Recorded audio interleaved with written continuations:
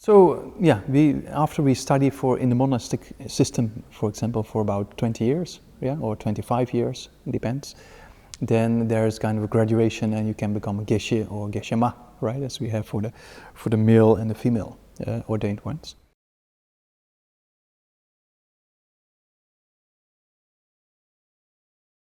So that's quite an intense form of study, right? We talk about 20 plus years. Yeah, it's just a title.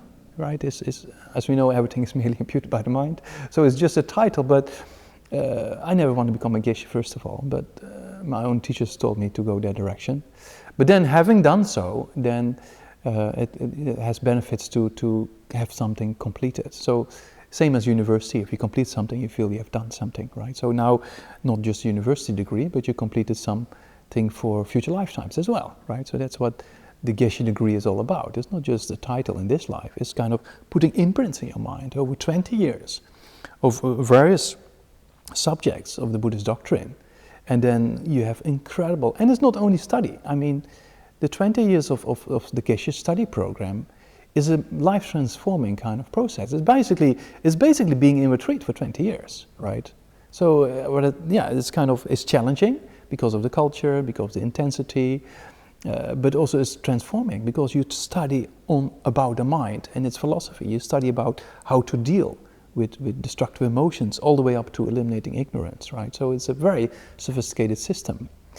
And of course, in 20 years you get doubts about the system. Yeah, that's also happened to me, right? So, but then, I always got advice, this is just one topic, it's a part of the whole system, don't waste the whole system. And then you keep going. And then after 20 years, see the benefits having studied epistemology, right? So epistemology is basically the language of philosophy to analyze things. I have a little bit of background in mathematics and statistics in my studies of hydrology. So epistemology is a completely different ballgame, right? But it's very profound and very sophisticated. Yeah, the way debate is structured in a very in a very clear and well-defined way. That's why epistemology is so incredibly important. The clarity is mind-boggling, right? Because everybody memorizes definitions of certain terms. So you know exactly what a person means by a particular term. So you can go very precise and really into depth. Yeah, so that's the benefit of epistemology. Was mainly done in the beginning of the studies and is repeated every year. Then next to epistemology, or the Pramanavartika text, as we call it, then we also studied the Prajnaparamita, right, the Perfection of Wisdom Sutras, for about 7 years. It depends on the monastic institution where you are. So the Perfection of Wisdom Sutras actually teaches the stages of the path to enlightenment, or what we call the grounds and paths. So it's actually the building blocks for what we call the Lam Rim, right? We often study the Lam Rim is kind of a summary of that all, in a practical way. So it's the Perfection of Wisdom Sutras is the basis for our practice. It lays out a map. What do I have to do from scratch until liberation, or from scratch until enlightenment? So it's a very clear layout map. On this level you have to realize this, on this level you have to realize that. So it's a very inspiring studies. Yeah? So that's what we call the Perfection of Wisdom Sutras.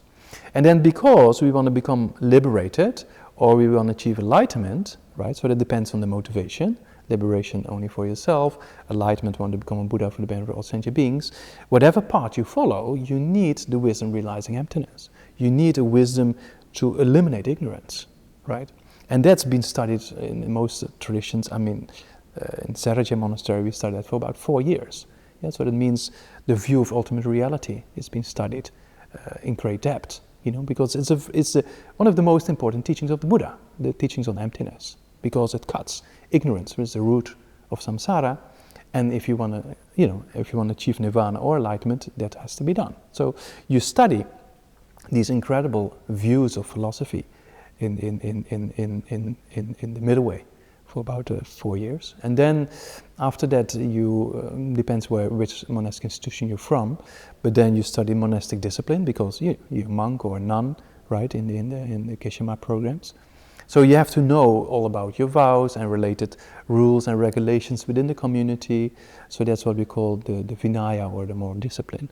Yeah, so it's a kind of a personal practice aspect of the training, because living in a monastic environment like that is kind of a way of life, right? It's kind of how to live your life in kind of safe direction within a particular community. So you have to know how to live that life. So that's what's been set out in the Vinaya, or the morality.